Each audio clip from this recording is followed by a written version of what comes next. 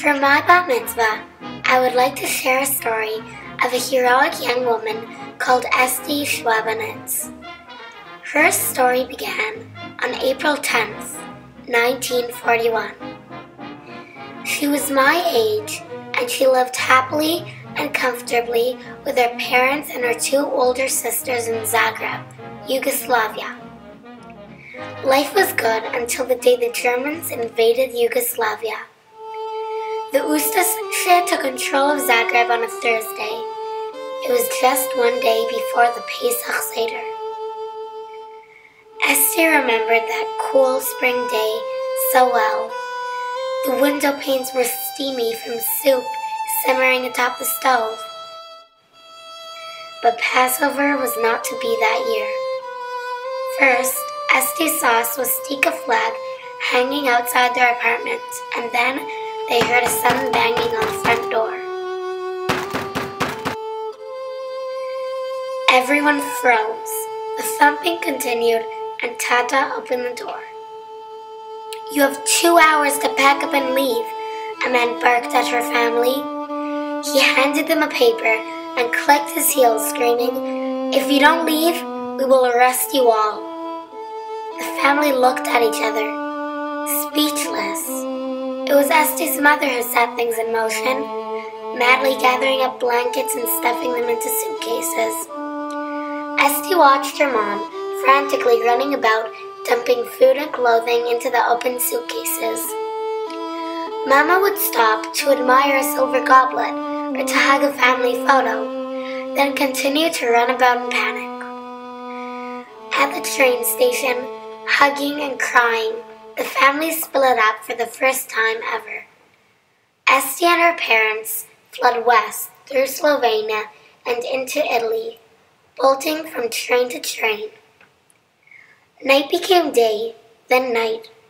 When the train finally slid into a remote station in northern Italy, they slipped off the train and into the crisp night. They spent the next 3 years hiding in forests and on farms until they met a kind priest who hid them in the barn. This is what happened next. This is the true story of my grandmother, Esther.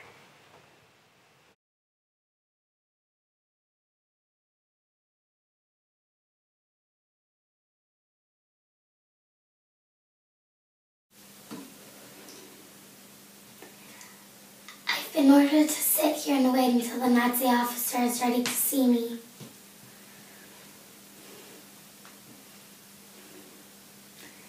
This room is so creepy. There's a photograph of Hitler. I remember his face in the newspapers in Zagreb.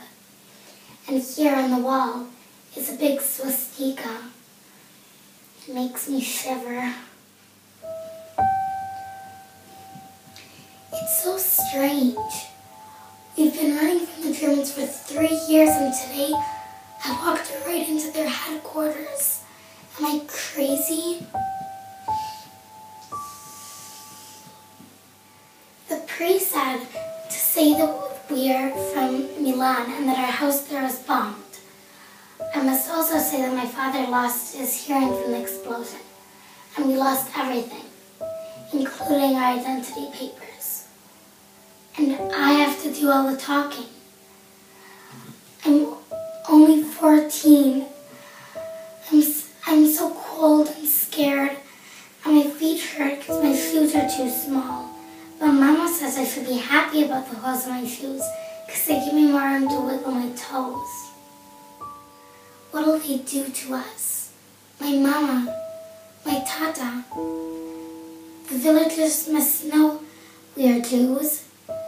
And what if they already told the Nazis about us? I know what Nazis do to Jews.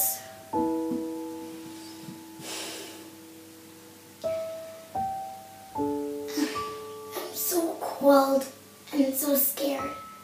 My voice is trembling. My teeth are chattering. My knees are shaking like leaves. Fräulein!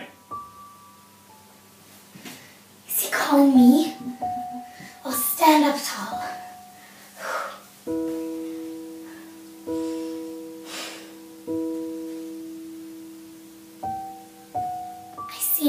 officer standing behind a big desk. The metals on his coat are flashing, and he has a skull and crossbones on his cap. I feel like I'm sinking. I'll faint for sure.